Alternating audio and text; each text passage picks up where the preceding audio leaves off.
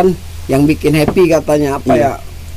Biasa. Iya. Nawong menokrai. Daun-daunnya bro ya. Daun hijau. Terus gua kesenangan dapet, apa cewek dapet, semuanya dapet kan.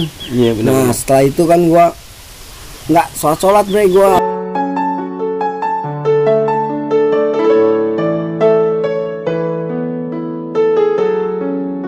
Nah gua ketemu macam-macam Islam lah, sono kan macam-macam Islam.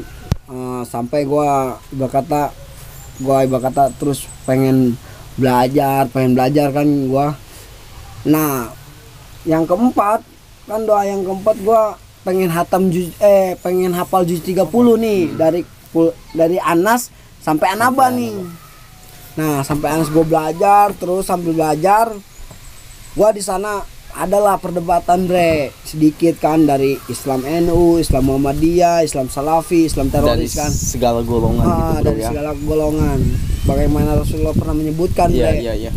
Umatnya kalau nggak salah 72 golongan ya bro. 73 golongan. Nasrani kalau Nasrani kan 72 golongan.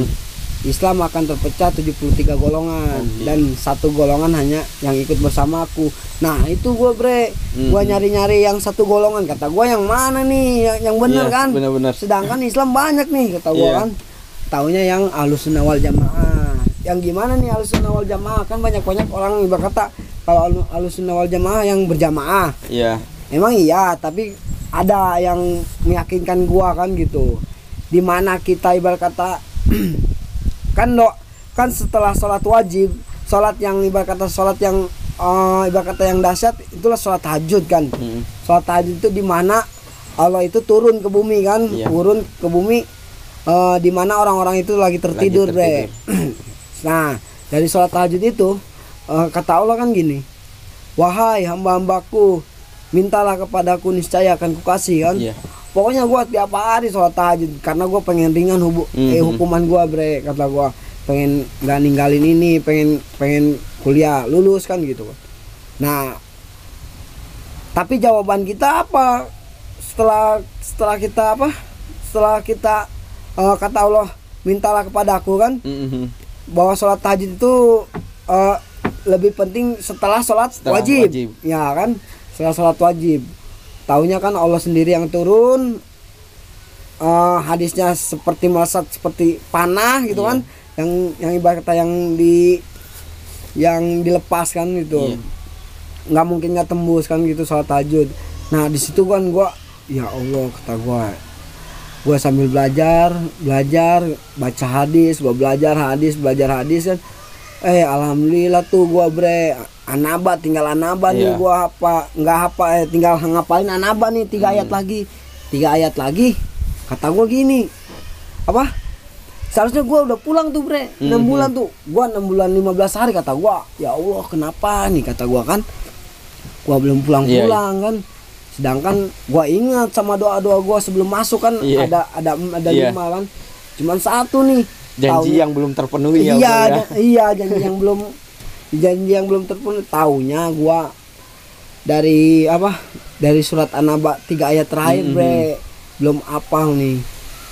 Taunya gua ingat, gua langsung gua istighfar, gua murojaah, gua hafalin tuh salat tahajud kan. Salat tahajud ya langsung gua kan langsung gua sujud syukur, gua ingat apa doa gua hafalin. Jam 10 gua bre dapat kabar baik kan, Aldi Soldi nanti jam 2 kamu pulangnya. Wah bre gua sujud syukur tuh bre, ya Allah nangis gua, subhanallah kata gua, ya Allah kata gua. Malah emangnya juga kan sesuai prasangka hambanya gitu kan. Kalau misalkan kita negatif ya negatif sama Tuhan. Mungkin bro ya, itu kebahagiaan yang nggak pernah lo temuin sebelumnya ya bro ya. Nggak bakal itu mah. Itu pasti masing cuman beberapa beberapa orang lah. Orang-orang pilihan lah ya bro yang bisa merasakannya ya bro yang dapat hidayah itu. Nggak mungkin. Sebab seseorang itu bre, kalau hati itu keras bre. Kalau misalkan kita beda prinsip, walaupun prinsip kita benar dia salah, tetap dia. Iya benar-benar bro. hati keras itu. Oh, bener. Nah itu kan bro ya, selama lo ada di Rajek, selama lo ada di Polres, kan banyak tuh hidayah lo yang lo dapet ya. Mungkin ada gak bro, lo ingat gitu seseorang yang lo anggap berjasa banget gitu selama lo di dalam gitu, yang ngajarin lo tentang agama, yang nuntun lo lah bro, coba ada gak? Ada bro. Ada itu namanya kan, kalau misalkan Derajat dia namanya Asep. Tapi dia mukanya kayak Pasya bre. Iya, ganteng lah ya. Oh ganteng lah, ibarat kata hampir kayak Pasya. Pokoknya gua ibarat kata dia kan orang Cilengsi. Pokoknya buat Kang Asep semoga Mas istiqomah di jalan Allah lah. Amin. Ya mudah-mudahan Kang Asep juga bisa nanti next time bisa ngelihat ya video dari curahan dari Aldi nih, bahwa dia terima kasih banget buat Kang Asep yang udah membimbing dia, udah sedikit memberitahu tentang agama kita yang harus kita jalanin ya, sebagai kewajiban kita sebagai orang Islam ya. Oke bro, nih setelah itu kan cerita lo di dalam ya bro ya. Nah setelah lo keluar nih bro ya, apa kehidupan lo sesuai dengan yang lo rencanakan nih bro? Kalau sesuai rencana sih enggak sih, cuma ibarat kata kalau misalkan kita kalau kita tahu tentang agama gitu kan, tentang hadis, kita pasti rasanya kalau apa-apa kita bersyukur bre. Iya. Kalau misalkan kita ada kehilangan, kita innalillahi, sebagaimana orang-orang soleh dulu kita bre. Iya. Jadi sedikit pegangan ya bro ya. Kalau misalkan kita kenal hadis mungkin ya, kenal ini ya, gue juga apa sih, gua belum tentu gua lebih baik dari dia bro. Ini cerita dari temen gua ya, lu ambillah pelajarannya yang baik-baiknya ya bro, yang jelek-jeleknya jangan lo ikutin. Itu hanya contoh buat lu semua, agar apa sih maksudnya dari cerita rekan gua ini ya, karena lu jangan sampai nyontoh perjalanan kita nih, kita Badungnya kayak gimana, kita ya pokoknya berandalnya kayak gimana, lu jangan sampai nyontoh. Lu nyontohnya yang baik-baik aja bro, karena kehidupan ini kalau misalkan lu mindsetnya lu pengen jelek ya lu jelek, kalau misalkan mindset lu pengen baik ya lu pasti baik bro. Semuanya balik lagi ke diri kita. Kalau menurut gua nih ya bro, gua banyak banget nih ngambil hikmah dari teman gue ini. Gue jujur salut banget, dan bahkan banyak ya bro teman-teman gue, tetangga-tetangga gue yang benar-benar mengucilkan dia bro, mengucilkan dia. Karena apa? Karena mereka menganggap orang itu kalau misalkan sudah melakukan hal negatif pasti bakal seterusnya melakukan hal negatif, padahal nggak kayak gitu. Semuanya ada prosesnya, semuanya ada jalannya masing-masing. Makanya bagi lu semua, bagi gua juga khususnya, jangan sampai kita gampang ngejudge orang. Si itu gak bakalan berubah, si itu gak ada bro, gak ada yang ngejamin itu semua, karena lu belum tentu lebih baik dari dia. Oke, gua pesan gua nih bre. Oke bro, pesan gua emang gua nyadarin kalau misalkan gua ibarat kata gue pernah masuk, gue ibarat kata pernah jelek, gue pernah berkecimpung dalam hal narkoba gitu kan. Tapi gue ingat setiap manusia itu pasti punya perubahan. Iya, betul. Bagaimana ibarat kata Allah bilang kan, ibarat kata jangan ibarat kita emang sekarang kita bandel. Mungkin sebelum wafat kita lebih baik, husnul khotimah, langkah baik daripada kita ibarat kata yang sekarang soalin, soleh, pura-pura soleh, berkaca, iya kan berkaca berkaca pada orang, taunya kan ibarat kata dia punya iri, dengki, apalah ibarat kata dia senang di atas penderitaan orang lain kan. Iya. Pokoknya gue menyadari kalau misalkan dari warga-warga sekitar berpandangan gue negatif, gue sadar kalau gue ibarat kata pernah masuk, pernah jelek, tapi gue punya berubah, gue juga punya pengen berubah, gue masih punya Allah, gue masih punya Tuhan kan gitu. Nah, pokoknya buat warga-warga sekitar lah, ibu kata jangan menjas lah, jangan menjas orang itu, ibu kata wah jelek, wah dia bisa berubah kapan-kapan, mungkin ibarat kata dia lebih baik dari Anda kan gitu. Iya, betul. Dia nggak tahu kalau misalkan dia belajar agama, dia belajar apa kan dia nggak tahu. Dia cuma tahu segelintir ibarat kata satu kesalahan doang. Iya. Ibarat kata.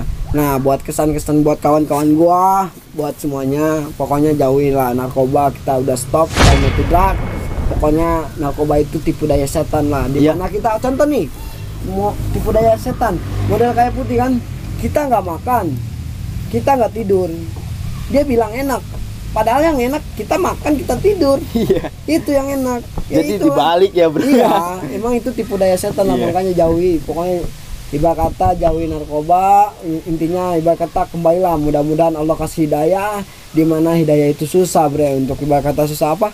Susah untuk mendapatkannya, susah untuk mendapatkan. Kalau misalkan kita mau kita berubah tanpa campur tangan Allah, kita nggak bisa bro. Iya benar-benar. Walaupun mau gimana pun kita nggak bisa. Cuman mudah-mudahan Allah kasih daya, lapangkan hati Anda, jangan sekeras kayak batu. Sekiranya ibarat kata positif, terima. Tapi ibarat kata lu harus tahu dulu hadisnya. Lu sholat dasarnya apa, lu sholat janji Allah apa, lu harus tahu biar lu enak ngerasain sholat, bener-bener sholat. Kayak gini bre, kayak misalkan Al-Fatihah kan. Al-Fatihah semua bisa lah. Iya benar-benar. Belum tentu dia tahu artinya. Kan lo belum orang Arab, bukan orang Arab. Coba kalau misalkan kita ibarat kata Alhamdulillahirabbil alamin kan ibarat kata kalau kita ibarat kata orang Arab kita udah tahu, kita namanya ibarat kata kita langsung berinteraksi sama. Kalau misalkan kita cuman alhamdulillah, jadi ibarat kata sholat itu nggak kena. Iya benar. Usahain lah Al-Fatihah, apa yang kita baca di dalam sholat kita tahu dengan artinya, biar kita bisa ngerasain bahwa indahnya sholat itu, nikmatnya sholat itu. Allah janji kok dalam hadis, sholat itu menjauhkan perbuatan keji dan mungkar. Masa lu nggak percaya? Kalau lu sholatnya benar, pasti lu ibarat kata Allah tuntun. Intinya gitu aja bre. Pokoknya gua ibarat kata gua terima kasih nih gua ya udah diundang. Gua juga terima kasih nih bro ya. Pokoknya intinya kita sama-sama sholat, jangan tinggalin sholat. Pokoknya Allah minta kewajiban kita sholat 5 waktu. Kalau masalah sholat 2 apa insya Allah itu mah masing-masing ya ibarat kata. Dan gua so taat nih, gua cuman ibarat kata muslim yang belum taat, belum taat sepenuhnya. Gua masih ngerokok. Sedangkan ibarat kata rokok itu ibarat kata penghambat. Bukannya menghambat bre, kalau kan nggak ada hadisnya dalam rokok itu. Tapi kan kalau misalkan kita ntar di hari pembalasan kalau kata Allah rokok itu haram, kita mau gimana? Nah intinya kalau misalkan rokok makruh ya gampang makruh mah, kita ibarat kata nggak apa-apa. Kalau misalkan Allah ngejas langsung rokok itu haram, dosa. Rokok itu dosa. Udah kita kena bre, gak bisa berbuat apa-apa lagi. Oke bro, terima kasih ya bro ya, udah atas sharingnya, atas kesempatan waktunya. Oke kawan-kawan, mudah-mudahan video ini bermanfaat buat kalian. Dan kalian mudah-mudahan bisa juga belajar dari kita. Kita itu, teman saya itu ya, bukan saya. Teman saya itu mungkin bukan orang baik bro ya. Cuman dia lagi menuju prosesnya ke sana. Nah, dan apa salahnya dia sharing untuk mengajak kalian. Dan kalian jangan sampai berpikiran negatif. Lu so baik, lu buang itu jauh-jauh bro. Kita di sini bermaksud untuk mengajak dan berbuat baik. Oke, terima kasih. Assalamualaikum warahmatullahi wabarakatuh. Oke, bertemu lagi di next time video.